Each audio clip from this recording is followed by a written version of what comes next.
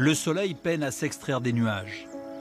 À quelques kilomètres à vol d'oiseau des Saintes-Maries de la Mer, le jour se lève sur la Camargue.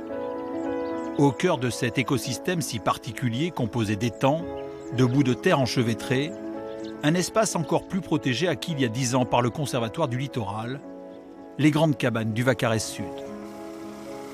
Pour nous rendre dans ce no man's land, nous empruntons le véhicule de l'Office français de la biodiversité, le gestionnaire de ces 473 hectares d'eau et de végétation. Personne, en dehors de nos 3 accompagnateurs et de nous-mêmes, ne pénètre dans cet enclos en temps normal. Cette ancienne réserve de chasse possède un réseau hydraulique ingénieux où l'eau est gérée au centimètre près. Reliée au Petit Rhône, elle arrive gravitairement dans cet espace qualifié de zone humide. Pour le stockage de l'eau, pour accepter et permettre de lutter contre les crues, pour la biodiversité, c'est des zones qui sont vraiment très importantes en termes de flore, de faune, d'habitat où il y a une diversité énorme. Et donc ces habitats sont vraiment à préserver, à protéger impérativement.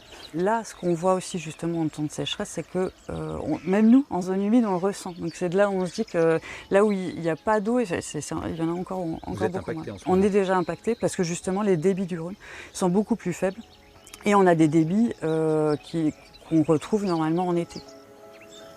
Site pilote pour une chasse durable et raisonnée, les grandes cabanes du Vaccarès Sud sont un havre de paix pour de nombreuses espèces. Depuis quelques années, les scientifiques de l'Office français de la biodiversité observent des changements notables en raison de l'évolution du climat.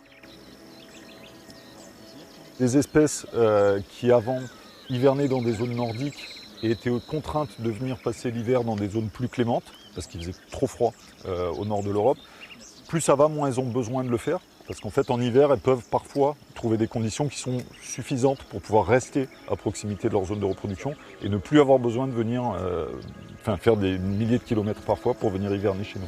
Mais si ça change les périodes à laquelle leurs proies sont disponibles, ces oiseaux vont arriver, ils ne vont plus du tout trouver à manger parce que les chenilles ou n'importe quel insecte sur lesquels ils se nourrissent, au lieu d'être présentes au moment de la période de reproduction de ces oiseaux, elles vont être présentes un mois avant.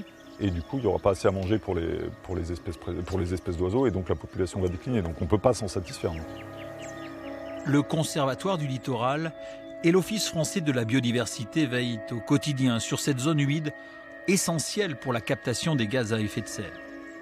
Les grandes cabanes du Vaccarès Sud sont donc une sentinelle à l'heure du changement climatique.